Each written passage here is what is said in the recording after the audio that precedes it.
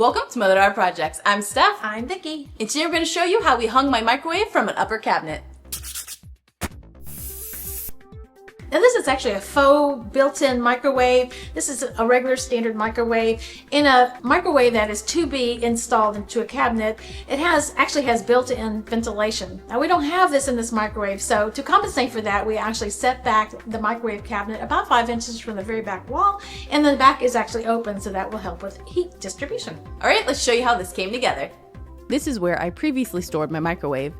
It was out of the way and I never thought too much about it. But recently I had some water damage to this bottom cabinet and had to take it out, leaving no space for the microwave. This is the space now, and it's a perfect location to hang the microwave. We had enough scrap wood in our stash to use for this project.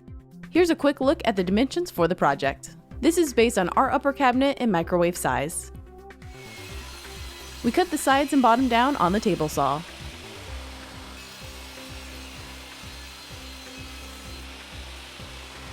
We clamped the structure in place to make sure the microwave fit. This microwave is just a few years old, so we don't foresee needing to replace it anytime soon. But if you're doing a custom build like this, you may want to consider getting a new microwave. Here we're marking the portion of the top that will be attached to the upper cabinet. And here we're marking the wood that will attach to the upper cabinet, then cutting it.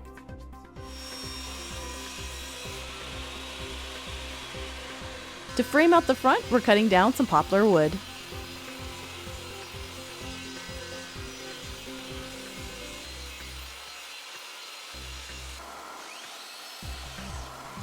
Then we added pocket holes for the face frame.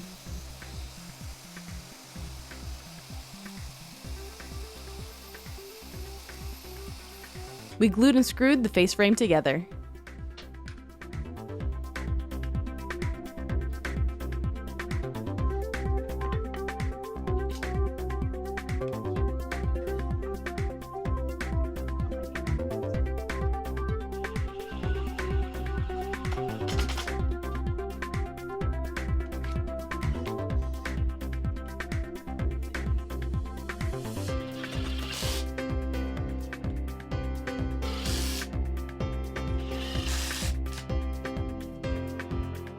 Here we're testing again. We placed the face frame in front to see if we could pull the microwave out. And we're not able to, which means the face frame will need to be removed if the microwave ever has to come out, which is okay as there's no more options and we have limited space. Next, we added pocket holes to the rest of the box.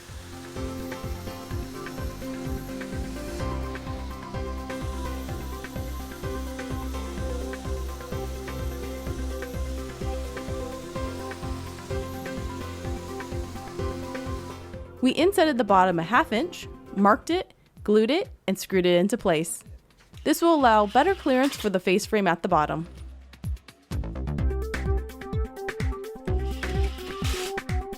Then we attach the other side.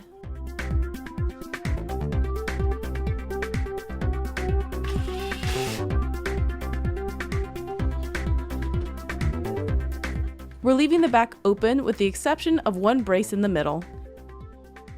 We put the microwave back in to make sure the placement was correct.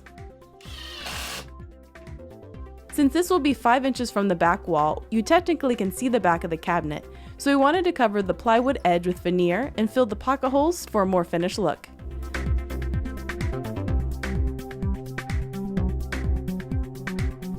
Mom primed and painted at her house. We left that blue painter's tape on as this section needs to stay bare wood so it can be glued to the upper cabinet.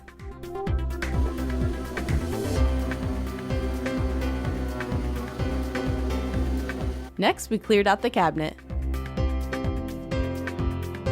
I first marked the outline of the wood we're attaching to make sure the screws stay in the right area. We clamped the wood support into place.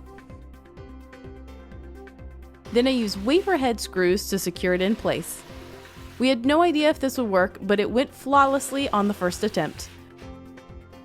Did it work? Yeah. We did it!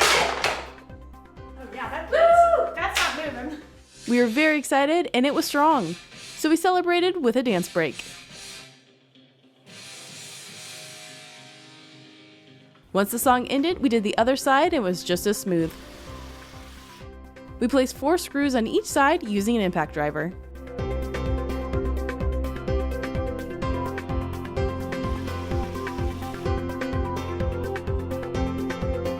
We brought the box inside and put it on our adjustable height kitchen table and was able to hold it in place this way.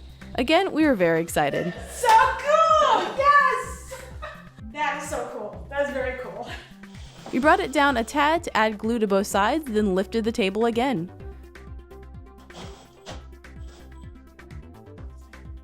I clamped it, sat on the table, and screwed it into place.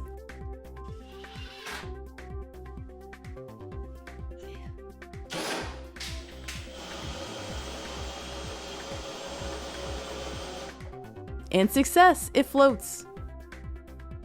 Mom painted the silver heads white.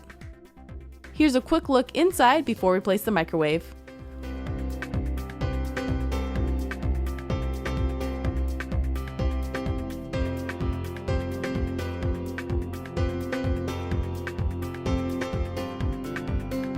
Once that was dry, we added the microwave and tested the face frame, and everything was perfect. We left the frame off for a few days to make sure the microwave was functioning properly.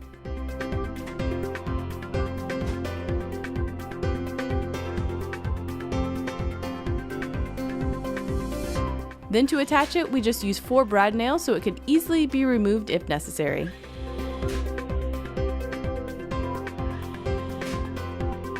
We covered the holes with putty and touch-up paint.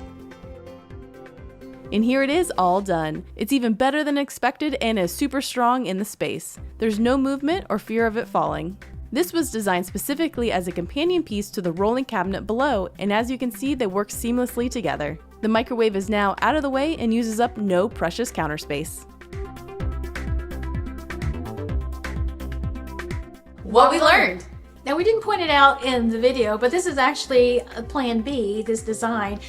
Now, our first design was a great design. We bought all the materials, we made all the cuts, and we were getting ready to put together, and the microwave didn't fit.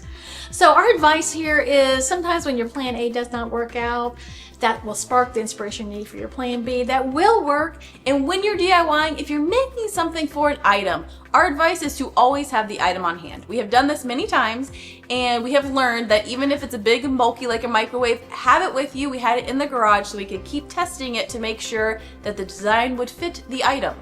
Now, the MVP of this MDP was Steph's dining room table. And many years ago, about 5 years, we actually used the base of a Husky adjustable work table and put it on her dining room table. Makes it easy to move, makes it easy to adjust. Now you might be wondering what this is. So the microwave was actually a companion piece with the bottom cabinet, and we explained that all in a separate video, which we will put a link to below. Thanks for watching. If you want to see more projects from us, be sure to visit us at motherdaughterprojects.com and subscribe right here on YouTube. All right, we'll see you next time. Bye.